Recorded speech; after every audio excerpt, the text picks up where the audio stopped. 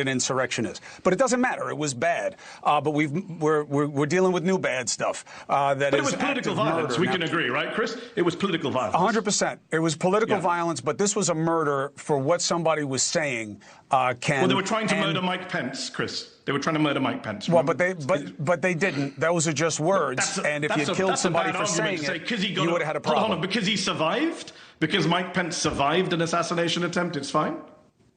Well, it's no assassination attempt. They never had hands on him. They didn't do anything to him. But my point is speech versus actions, okay? But, Ken, speech versus actions. Killing of a Democratic lawmaker this summer. Murder. Yeah. Hortman was killed. Two people were killed. Yes. That was murder. Go ahead, Ken. And Charlie Kirk's killing was murder.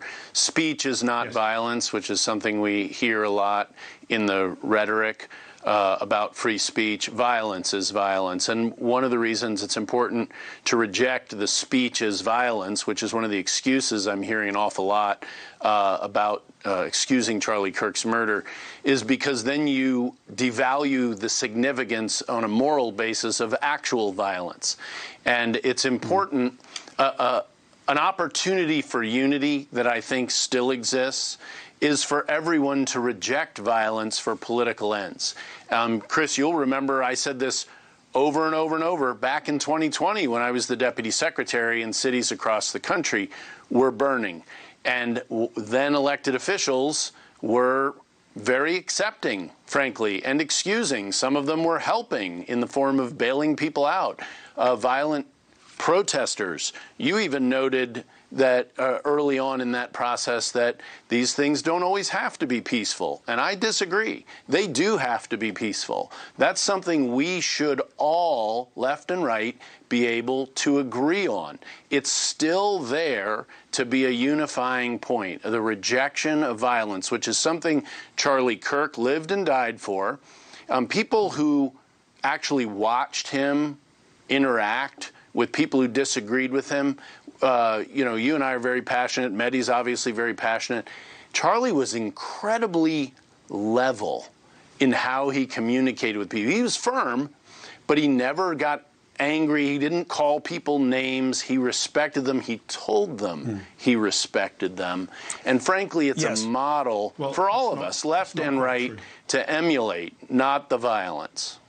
Well, I don't know about emulating everything about it, but that's not the point. Two quick things, and then back to you, Mehdi. The first thing is that I never said that protests aren't supposed to be peaceful. I know what the First Amendment is. What I said was at the time when the protests first started, there was so much pushback against the speech. What are they saying? They're saying things at cops. They're saying the ugliest things, the worst things. And I said, what do you think they're going to do? Sing slave hymns and then go home? You know, nobody ever said it's going to be peaceful out there. They're going to say a lot of things that are going to bother you. That's the price of our freedom and our democracy in this country. That was my point. Now, Mehdi, the idea of, is it time, place, and manner that, hey, I condemn this. This is unacceptable, what happened to Charlie Kirk. But he said a lot of things that were fill in the blank of extremist and abhorrent things. Why put those together right now? So, Chris, I'm glad you asked me that question. It's a perfect timing because with respect to Ken made a very good point about rejecting violence. I agree with Ken. The problem, of course, is that Ken's former boss, Donald Trump, pardoned a bunch of politically violent people earlier this year. He's even dangled pardons in front of the kidnappers. So did Joe Biden. The attempt to, I'm not here to defend Joe Biden, but Donald Trump pardoned a bunch of political extremists who attacked the Capitol, and he's also, Chris, dangled pardons in front of the people who wanted to kidnap and maybe kill Gretchen Whitmer, like horrible political extremists. He's talked about pardoning them as well. So that's a real problem, and we need the president, as you said in your introduction, to really lead on this and use this killing of his friend to say, you know what, all of us tone it down. This is a president who's called his enemies scum, vermin, animals. You know, Chris, better than me what he's called his political enemies, including you. So that's what we need from the president. We're not getting it from the president. We're getting more kind of talk of pardons. The other issue which you asked about Charlie Kirk. Look, I differ from you on this, Chris, and this is what we argued on Twitter. I think public figures are not private figures. I think public figures, when they die, of course we should be respectful to their families. I've said time and again that it breaks my heart to think about what his children are going through, what his widow is going through. It's horrific what happened to him. I can't even watch that video. I refuse to watch that video of what happened to him.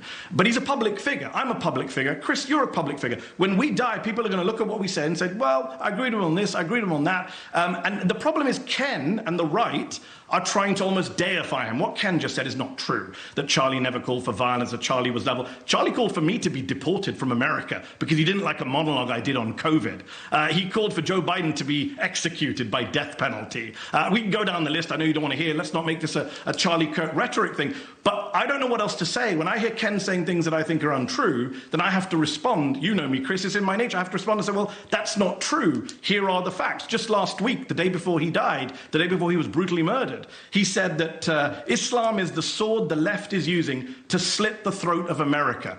I don't think that's rhetoric that people should be emulating. I find that deeply offensive rhetoric. Obviously, it doesn't justify killing him. Nothing justifies killing him. But please don't tell me that he was a level-headed person who never insulted or abused anyone. That's just not true. He asked for people to post bail on the guy who attacked Paul Pelosi in his home, a violent extremist, Trump supporter, election denier, who attacked Paul Pelosi in his home, is now in prison for attempted murder. Charlie called for bail to be posted for him by an American hero. So that's the kind of rhetoric I don't think we need or emulate. Mehdi, what is the difference? What is the difference between telling the truth and rational?